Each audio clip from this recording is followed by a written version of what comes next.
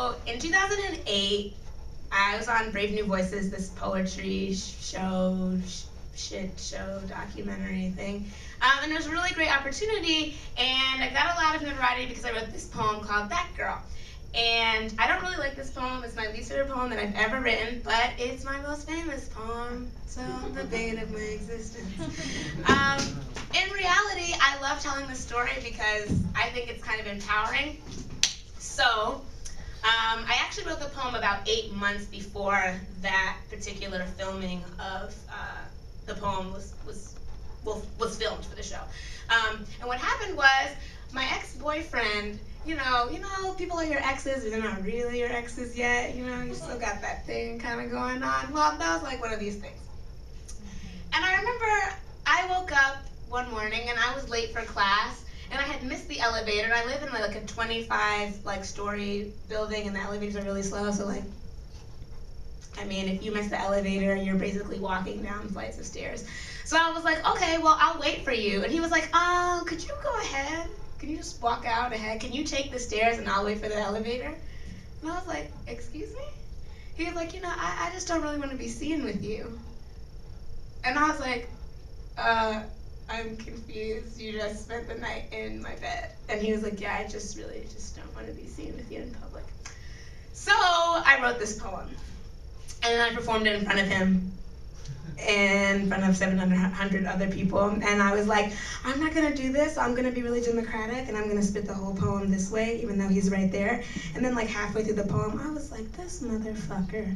And so then I just pointed at him, and I lost it, and I was like yelling and screaming, and I was like crying, and then at the end of the poem, he was like, that girl. And then I ran off the stage, and then all the audience stands up except for him, and he's just sitting there looking mad. And I was like, yeah, that's what you get, motherfucker.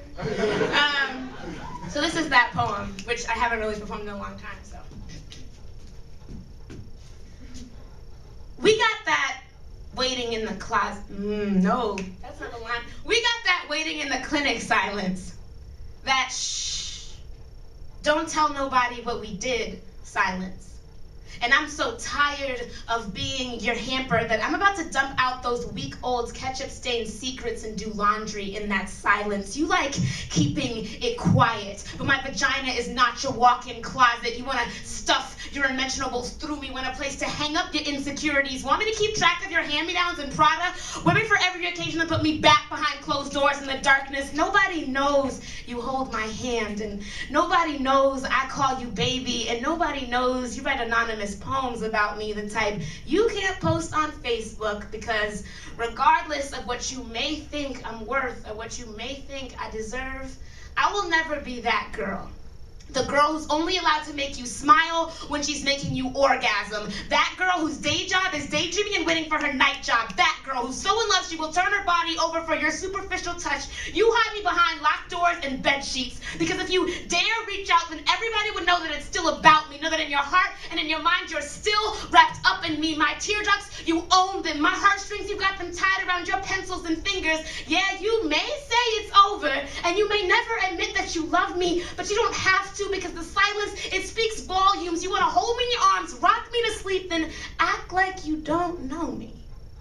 As if the moments we spent together are some kind of down payment, as if my bedroom were layaway, and that's all you ever do is lay away, curl up beside me in the morning, pull up the hoodie, and run the other way. I'm like that bastard child, the reason why daddy never stuck around in the first place. But for me, rejection doesn't come every other weekend.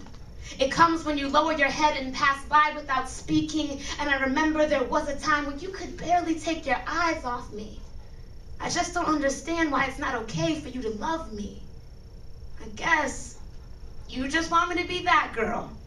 The girl who everyone wants to sleep with, but no one wants to be with. That girl only good enough while finding a suitable replacement. And I've tried to make up for the mistakes, but you convince yourself that she means everything and you want nothing to do with me. But come on, baby, she looks just like me. Read the signs, or at least if not, the facial features, because I was your first, your only, the prototype, and she's just a duplicate. And you can never make copies without first consulting the blueprints. You know what they say, the sequel sequel's never better than the original. And she tries to write you stories, but you know they're only half as good. So half squinting, you only hold her half as tight as you should, because your other half is tangled within my bed sheets, and your other half is complete within my mind, soul, and body, and your other half is French tonguing me Monday through Friday. I'm not fighting for joint custody, I'm fighting for respect. Because I will never be content with being your backdoor hoe, your something on the side, your something to do during those lonely nights, your closet freak. You will never reduce me to a skank and a whore, and though I love you, I'd rather spend every night crying alone on my bedroom floor than ever be that girl.